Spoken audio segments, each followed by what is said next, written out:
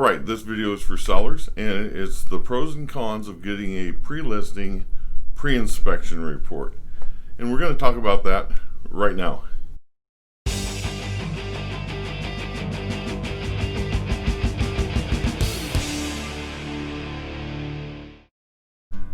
One of the pros is that you know what you have to fix, and another is it also lets you know what price you should put on the house depending on the condition that they find the house in during the inspection.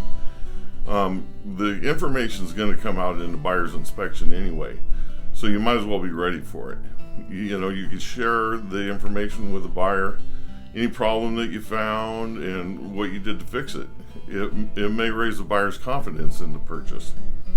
Inspections look at over 1,000 different items in your house: the roof, the structure, the foundation, HVAC, electrical and plumbing, and a bunch of other things. They look at a lot of stuff. So you want to be aware of the problems that you could encounter.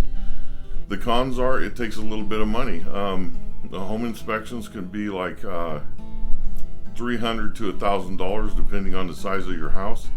Usually they're about $350, but then if you got pool equipment or solar, just depending on how far you want to go, it depends on how much you're going to end up spending. If the inspection reveals only minor cosmetic issues, you want to get those repaired so your house is more attractive anyway. So that'd be cool to find out that information. But if it finds major issues, you want to know about that anyway. You don't want to get in trouble for selling a house that has some major problems. So you're going to want to get those fixed up anyway. You don't want those things to mess up the deal. Another con, now you have to disclose anything that you find. I'm the kind of person I want to know any problems ahead of time anyway, but that's just something you do have to disclose to them. But just be sure to keep receipts about all the repairs that you had to do.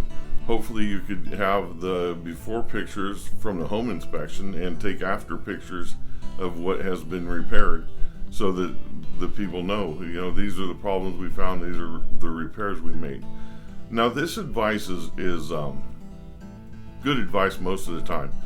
However, when we're in a buyer's market, currently in a seller's market, and we've been in a seller's market for a while, it's been a heavy seller's market, and that's usually with less than 3 months of inventory, and we've been with less than 3 months of inventory for quite some time now. Usually the seller can get away with a lot more. In the current market that we're in, it's a very, very big seller's market. You'll get 10 to 20 offers on one place that's for sale, and so those buyers usually are not as apt to back out of a deal based on the home inspection unless it's really, really ugly. So you got to consider what market it is, and of course ask your trusted real estate professional and find out whether you need to do that or not. In a buyer's market, you definitely want to get everything straightened out, because you don't want to miss that buyer that's out there buying and have them go to the house down the street that has all those repairs made. So that's it. Thank you.